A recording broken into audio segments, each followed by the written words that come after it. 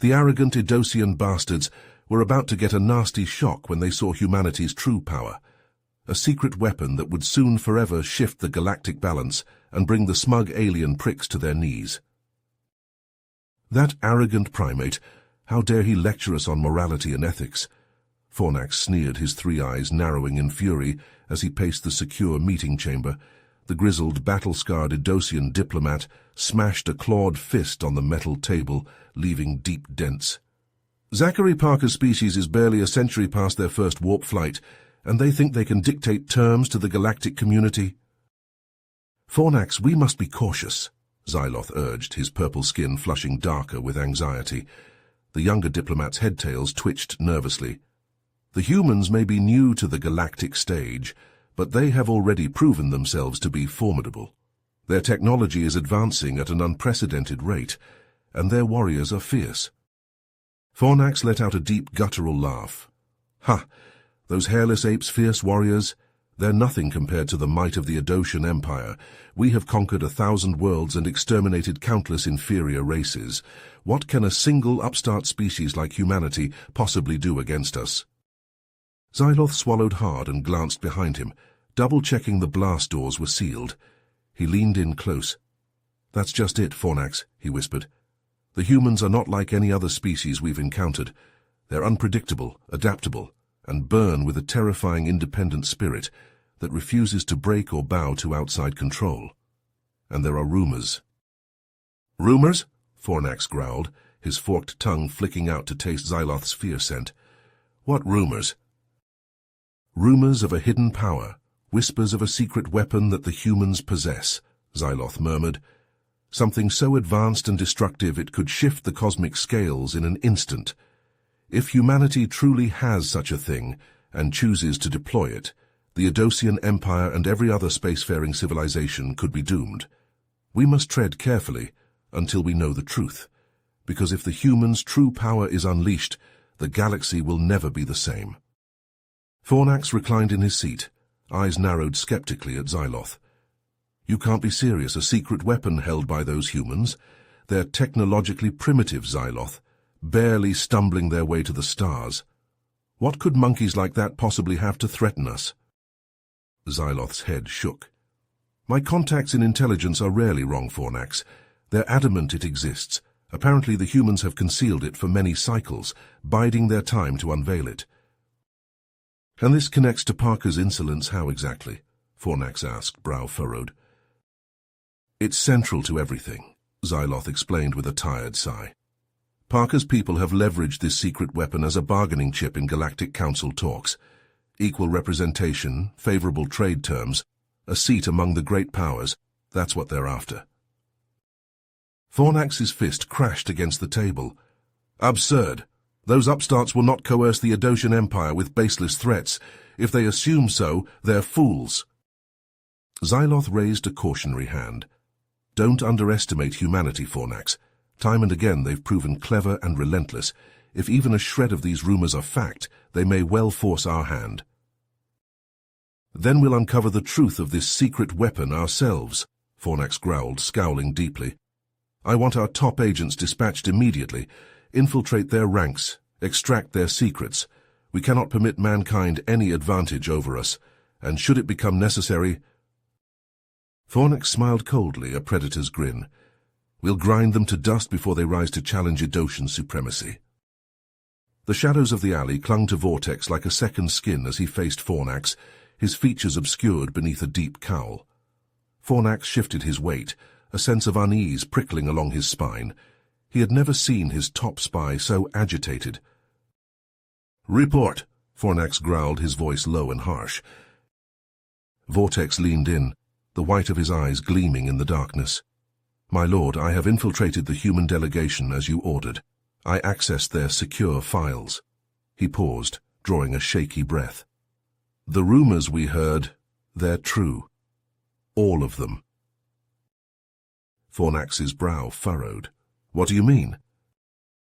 The humans possess technology that defies our understanding of physics itself. They call it the quantum entanglement communicator. It allows instantaneous information transmission across vast distances. No relays, no signal boosters. With it, they could coordinate forces and fleets across entire sectors. A cold dread settled in Fornax's gut. That explains their rapid response to our incursions, but a mere communicator couldn't threaten the Empire alone. Vortex shook his head. There's more. The humans have developed energy shielding that can withstand our most powerful weapons, and a fleet of advanced stealth ships that can evade our best sensors and tracking. They could strike us anywhere without warning. Fornax clenched his fists, a vein throbbing in his temple. It seems the humans have been busy playing the innocent newcomers while building their strength in secret. Clever bastards. That's not all. Vortex glanced over his shoulder, his voice dropping to a whisper. I believe Zachary Parker is no mere diplomat. The files suggest he is a key figure in the development of their new technologies, possibly the mastermind behind it all. Fornax's eyes glinted with barely contained rage as he faced off against Zachary Parker in the quiet corridor. The human diplomat stood calmly, hands clasped behind his back, seemingly unperturbed by the Adosian's accusations. You can't hide the truth any longer, Parker, Fornax snarled, his voice echoing off the metallic walls. We know all about your quantum entanglement communicator and stealth ships. Did you really think the Adosian Empire wouldn't find out? Parker met Fornax's glare evenly. I'm afraid I don't know what you're referring to, Fornax. The human delegation is here to engage in honest negotiations, nothing more. Fornax scoffed, his lip curling in disdain. Spare me your lies, human. We have proof of your duplicity. Using secret weapons to gain the upper hand in our dealings is a grave offense. The Galactic Council won't tolerate such treachery. Parker's brow furrowed, his tone hardening. Choose your next words carefully, Fornax. Leveling serious charges without evidence is unwise. Humanity has always been forthright about our capabilities. Perhaps it is the Adosian Empire that is concealing something. Fornax's face contorted with fury. You dare question our integrity?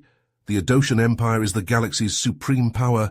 We've conquered innumerable worlds and imposed order on the universe's disorder.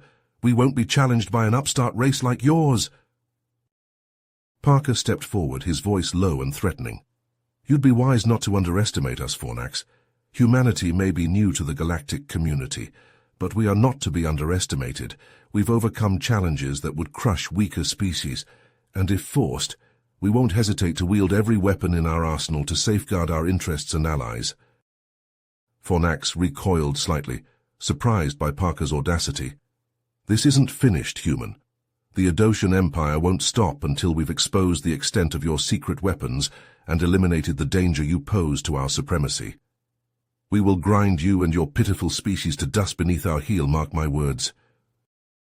Fornax and Xyloth stood on the balcony of the once grand Adosian palace, now a shattered husk.